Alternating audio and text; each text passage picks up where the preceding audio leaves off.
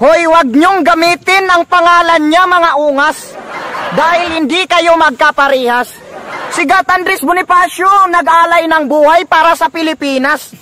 Kayo ayaw nyo sa mandatory ROTC kasi ayaw nyo mag-alay ng kahit pagod man lang at oras.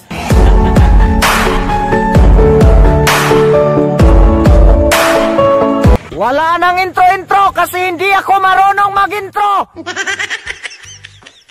Nakakagigil ka? Kung ano lang ang masabi mo, okay na. Hindi mo man lang iniisip kung yan ba ay importante o mahalaga. Kung ganyan ugali mo, ano ang matutunan nila? Sa ginagawa mo, pinapatunayan mo lang na wala kang kwenta.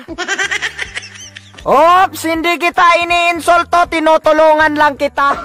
Kaya kapag napapanood mo ito, pakiusap, magbago ka na.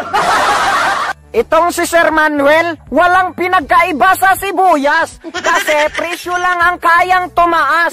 Pero hindi niya kayang magtanim para may aanihin bukas. Kung ganyan ang katangian na iyong ipapamalas. Kapag may suliranin, paano mo malulutas?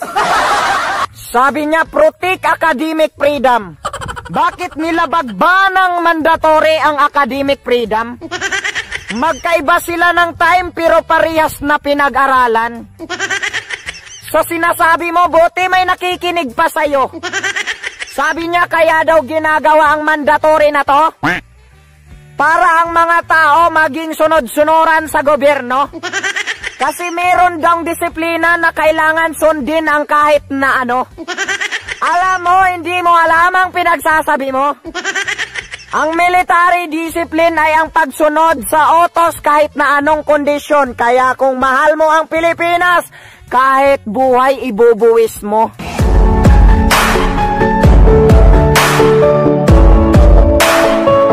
Pero kapag may maling utos, hindi mo naman siguro susundin kung matino kang tao. At saka wag niyong idamay si Andres Bonifacio sa mga kalukuhan nyo. Kasi magkaiba kayo. Oo, lumalaban siya sa gobyerno ng mananakop para ipagtanggol ang Pilipinas. Pero kayo, ano ang kinakalaban nyo? Di ba Pilipinas? Hoy, wag niyong gamitin ang pangalan niya, mga ungas. Dahil hindi kayo magkaparihas. Si Gat Andres Bonifacio nag-alay ng buhay para sa Pilipinas. Kayo ayaw nyo sa mandatory ROTC kasi ayaw nyo mag-alay ng kahit pagod man lang at oras.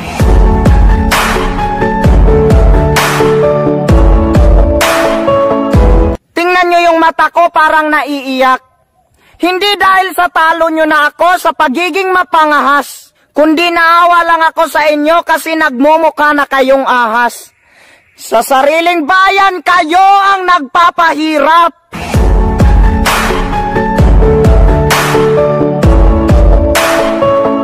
Sir Manuel, alam kong ikaw ay mapanling lang. Kaya ito ang maipayo ko sa mga kabataan. Huwag na tayong papayag na maging alipin ng kasinungalingan. Punitin ang baksin. Bilang Pilipino, nakiisa ako laban sa kontradroga para ang kasamaan ay tuluyang magwakas. Huli natin silang lahat dahil hindi magbabago yan kapag hindi nakatikim ng rehas. Sa mga taong nagmamatigas, tandaan nyo malapit na dumating ang inyong malas. Akala nyo hindi kayo kayang ubusin kaya ang loob nyo ay napakalakas.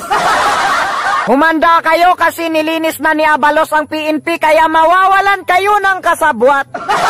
Sa dami ng nagawa niya, ngayon lang siya hindi pumalpak. Kaya kung ako sa inyo, tumigil na kayo hanggat may oras.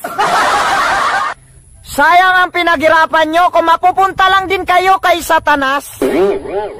Pinili nyo ang magpakasarap pero habang buhay naman kayong maghihirap.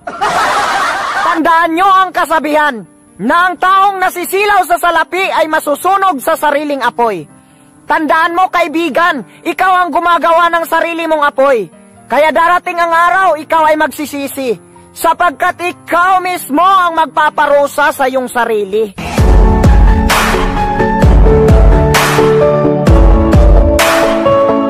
Napakaganda ng programa mo kung ikaw ay magiging tapat. Sana lang hindi matulad sa pelikula na ang matitino lang ang sinisibak. Upang maging walang hadlang sa illegal na droga na palaging nasasabat. Ngayon, tiwala ako sa'yo na gagawin mo ang lahat. Kaya tapusin na natin ang illegal na droga na masyadong pinapahirapan ang bansang Pilipinas.